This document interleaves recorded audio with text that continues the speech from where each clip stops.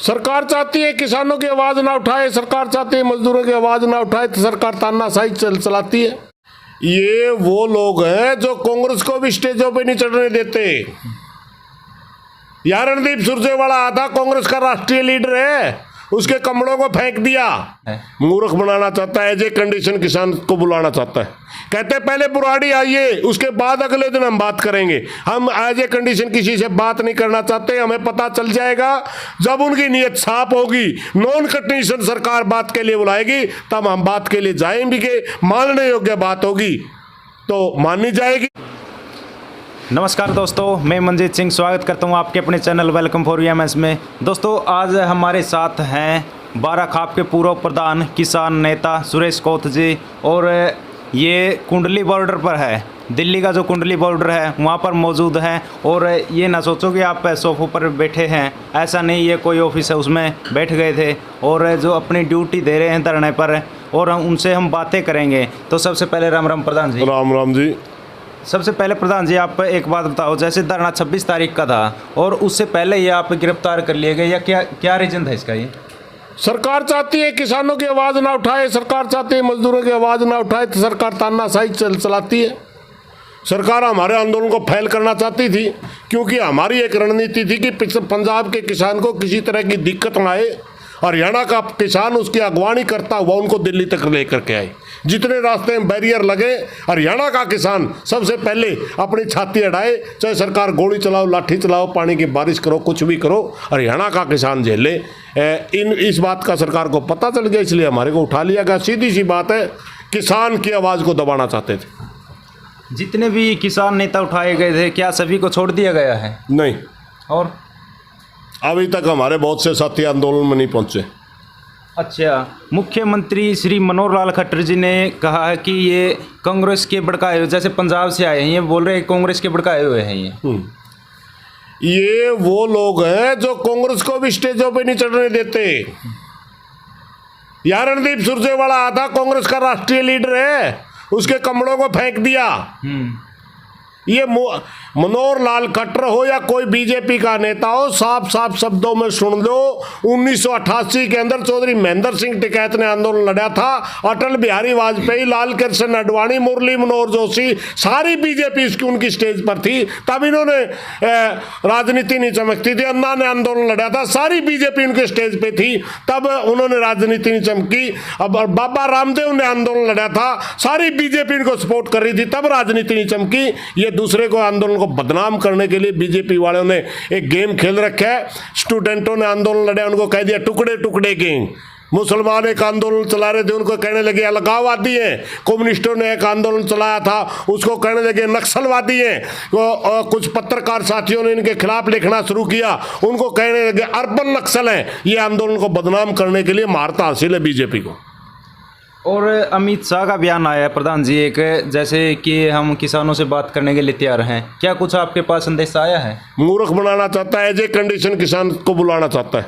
कहते पहले बुराड़ी आइए, उसके बाद अगले दिन हम बात करेंगे। हम एज ए कंडीशन किसी से बात नहीं करना चाहते। हमें पता चल जाएगा जब उनकी नीयत साफ होगी, नॉन कंडीशन सरकार बात के लिए बुलाएगी, तब हम बात के लिए जाएंगे। मानने योग्य बात होगी तो मानी जाएगी। हालांकि मैं उस कमेटी का सदस्य नहीं हूं, मगर सच्चाई ये है कि आंदोलन किसी नेता का नहीं है, पूरे ऑल इंडिया का किसान का है। मानने योग्य बात होगी, मानी जाएगी, क्योंकि हम ये आंदोलन हार नहीं सकते।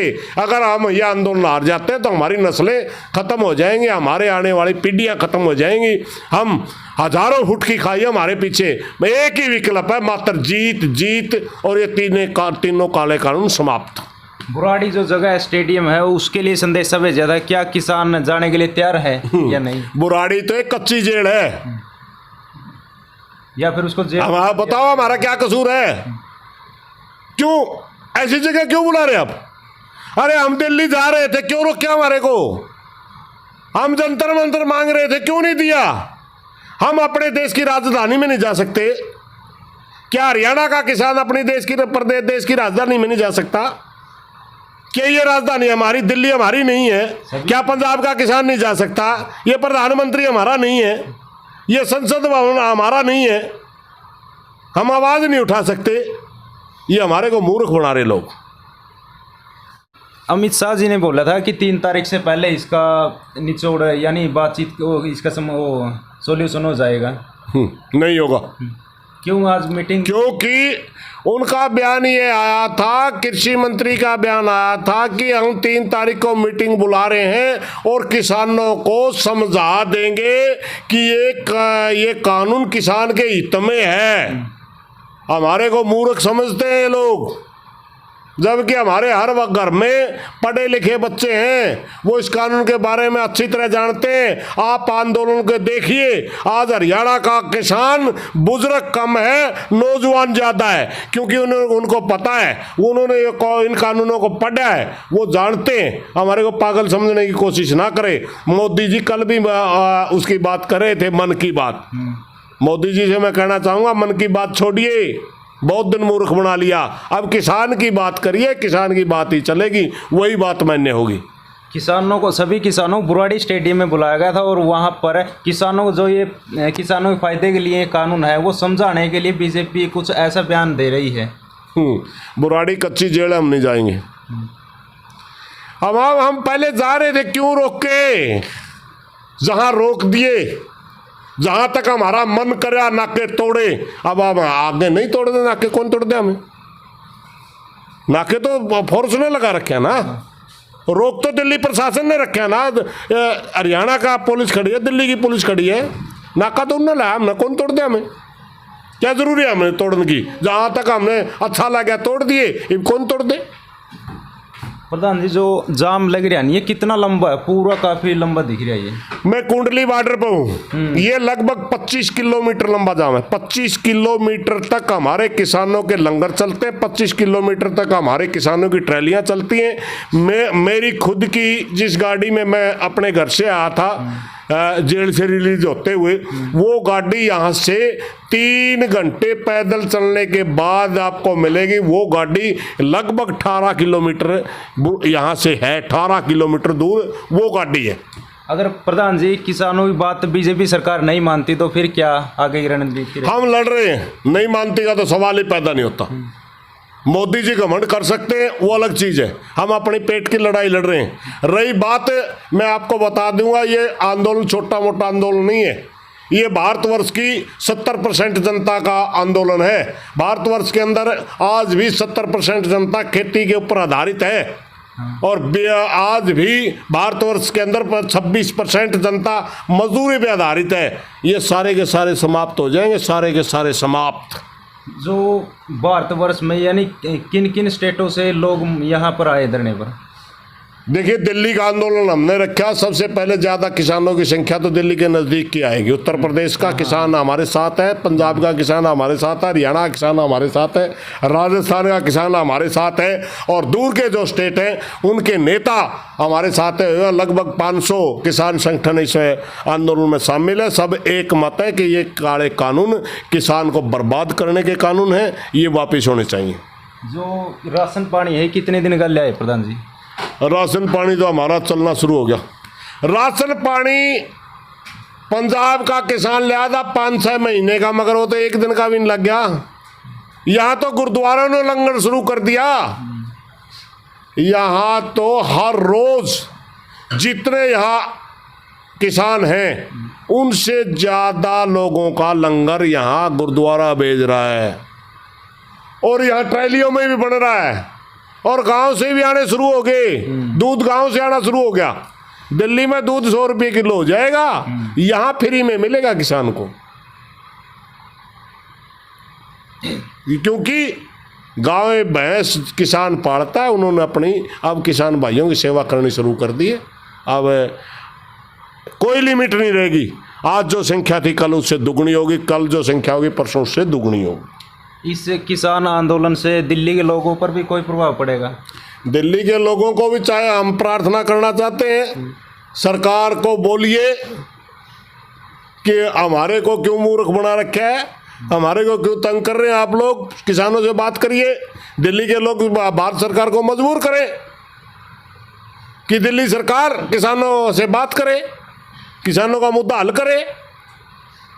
दिल्ली के ऊपर क्या फर्क पड़ने वाला? और ये सरकार की जिम्मेवारी, कोई भी लॉ एंड ऑर्डर की स्थिति है किसी के कोई सप्लाई तंत्र में कोई दिक्कत है, देश के ऊपर कोई संकट है, देश की जनता के ऊपर कोई संकट है, इन सब का समाधान करना सरकार की जिम्मेवारी है।